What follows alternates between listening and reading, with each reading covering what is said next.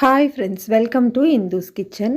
இன்றைக்கி நம்மளோட கிச்சனில் ரொம்ப சிம்பிளான, ரொம்பவே டேஸ்டான, டக்குன்னு செய்யக்கூடிய ஒரு லஞ்ச் பாக்ஸ் ரெசிபி சாம்பார் சாதம் எப்படி ப்ரெஷர் குக்கரில் பண்ணுறது அப்படின்னு பார்க்கலாம்.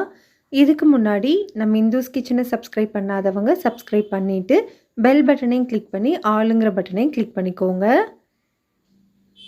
இப்போ இந்த சாதம் செய்கிறதுக்கு ஃபர்ஸ்ட் ஒரு பவுலில் மெஷரிங் கப்பில் 1 கப் அளவு சாப்பாட்டு புழுங்கல் அரிசி சேர்த்துக்கிறேன். அதே கப்பில் 1/2 கப் அளவு துவரம் பருப்பு சேர்த்துக்கலாம். நீங்கள் எந்த கப்பில் அரிசி எடுக்கிறீங்களோ அதே கப்லையே மற்ற எல்லா பொருட்களையும் மெஷர் பண்ணிக்கோங்க. இப்போ இந்த அரிசியையும் பருப்பையும் தண்ணியில் 2 முறை நல்லா கழுவி எடுத்துக்கலாம். இப்போ நம்ம நல்லா கழுவியாச்சு. இதில் ஒரு 2 கப் அளவு நல்ல தண்ணி சேர்த்து இதை ஒரு மூடி போட்டுட்டு தனியாக ஒரு 1/2 மணி நேரம் ஊற வச்சுருங்க. இப்போ ஒரு ப்ரெஷர் குக்கரில் 2 டேபிள் ஸ்பூன் அளவு எண்ணெய் சேர்த்து சூடுபடுத்திக்கலாம். எண்ணெய் சூடானதுக்கப்புறமா இதில் ஒரு 10 சின்ன வெங்காயம் சேர்த்துக்கோங்க. இந்த வெங்காயம் கண்ணாடி பதம் வர வரைக்கும் நல்லா வதக்கி விட்டுக்கலாம். சின்ன வெங்காயம் இல்லைன்னா ஒரு பெரிய வெங்காயத்தை நீளமாக கட் பண்ணிவிட்டு சேர்த்துக்கோங்க.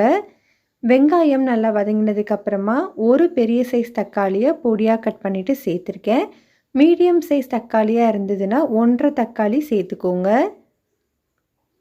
இப்போ இந்த தக்காளி நல்லா மசிகிற வரைக்கும் வதக்கி விட்டுக்கலாம். தக்காளி நல்லா மசிஞ்சதுக்கப்புறமா நான் இன்றைக்கி ஒரு மீடியம் சைஸ் கேரட், 5 பீன்ஸ், ஒரு மீடியம் சைஸ் உருளைக்கிழங்கு, கூடவே கொஞ்சம் கத்திரிக்காய் சேர்த்துருக்கேன். 5 கத்திரிக்காவை சின்னதாக கட் பண்ணிவிட்டு சேர்த்துருக்கேன். இந்த காய்கறிகள் சேர்க்குறது உங்களோட விருப்பம்தான். உங்களுக்கு விருப்பமான காய் எதுவோ அதை நீங்கள் சேர்த்துக்கலாம். இது கூட நீங்கள் முருங்கைக்காய், பச்சை பட்டாணி அந்த மாதிரி காய்கள் கூட சேர்த்துக்கலாம்.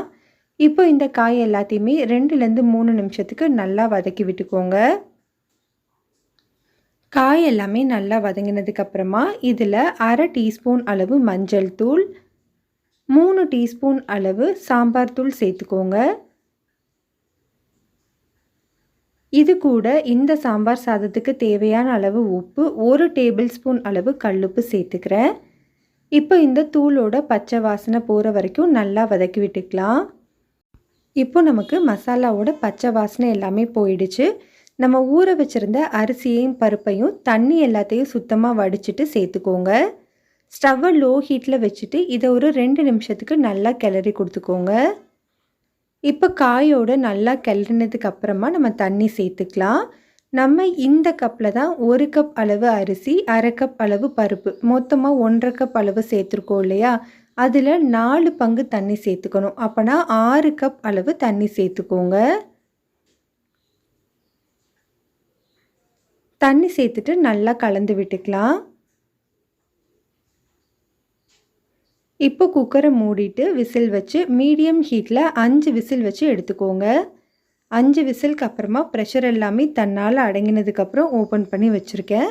பாருங்கள், நம்மளுக்கு அரிசி, பருப்பு, அந்த காய்கள் எல்லாமே நல்லா குழஞ்சி வெந்து வந்திருக்கு.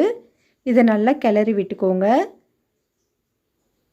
ஒரு சின்ன எலுமிச்சம்பழம் அளவு புளியை 1/2 கப் அளவு தண்ணியில் 15 நிமிஷம் முன்னாடியே ஊற வச்சு அந்த புளி தண்ணி எடுத்து வச்சுருக்கேன். அந்த புளி தண்ணியை நம்ம சாதத்தில் சேர்த்துக்கலாம். இப்போ நம்ம ஸ்டவ் ஆன் பண்ணிவிட்டு இந்த புளி தண்ணியோட பச்சை வாசனை போகிற வரைக்கும் நல்லா கலந்து கொடுத்துக்கோங்க. ஒரு 2லேருந்து 3 நிமிஷம் நல்லா கலந்து கொடுத்தீங்கன்னா பச்சை வாசனை எல்லாமே போயிடும். இப்போ நமக்கு அந்த புளியோட பச்சை வாசனை எல்லாமே போயிடுச்சு. இப்போ நம்ம ரெடி பண்ணி வச்சுருக்கிற சாதத்தை தனியாக வச்சுக்கோங்க. இப்போ ஒரு சின்ன பேனில் 2 டேபிள் ஸ்பூன் அளவு நெய் சேர்த்து சூடுபடுத்திக்கலாம். நெய் நல்லா சூடானதுக்கப்புறமா 1/2 டீஸ்பூன் கடுகு, 1/2 டீஸ்பூன் சீரகம், 2 வரமிளகாய், ஒரு 10 முந்திரியை 2 உடைச்சி வச்சுருக்கேன், அதையும் உள்ளே சேர்த்துக்கலாம். ஸ்டவ்வை லோ ஹீட்டில் வச்சுட்டு இதை ஒரு 30 செகண்ட்க்கு மட்டும் வறுத்துக்கோங்க. இது கூட 4 சின்ன வெங்காயத்தை சின்னதாக கட் பண்ணி எடுத்து வச்சுருக்கேன். கூடவே 2 பல்லு பூண்டையும் சின்னதாக கட் பண்ணி வச்சுருக்கேன், அதையும் உள்ளே சேர்த்துக்கலாம். பூண்டு சேர்க்குறது ஆப்ஷனல் தான். உங்களுக்கு விருப்பம் இருந்ததுன்னா நீங்கள் பூண்டு சேர்த்துக்கோங்க, இல்லைன்னா ஸ்கிப் பண்ணிக்கலாம். இப்போ வெங்காயம், பூண்டு எல்லாமே நல்லா வதங்கினதுக்கப்புறமா கொஞ்சமாக கருவேப்பிலை சேர்த்து தாளிச்சுக்கோங்க. இப்போ இந்த தாளிப்பை நம்ம சாம்பார் சாதத்தில் சேர்த்துக்கலாம். சாதத்தில் சேர்த்து நல்லா கலந்து விட்டுக்கோங்க. இப்போ இது கூடவே கொஞ்சமாக பொடியாக நறுக்கின கொத்தமல்லி இலைகளும் தூவிட்டு நல்லா கலந்துக்கலாம். அவ்வளோதான், நம்மளுக்கு ரொம்ப ரொம்ப சிம்பிளான ரொம்பவே டேஸ்டான சாம்பார் சாதம் ரெடி ஆயிடுச்சு. இதே மாதிரி நீங்களும் செஞ்சு பாருங்கள். டேஸ்ட் அவ்வளோ சூப்பராக இருக்கும். இந்த ரெசிபி உங்களுக்கு பிடிச்சிருந்தா லைக் பண்ணுங்கள், ஷேர் பண்ணுங்கள், கமெண்ட் பண்ணுங்கள். மறக்காமல் சப்ஸ்கிரைப்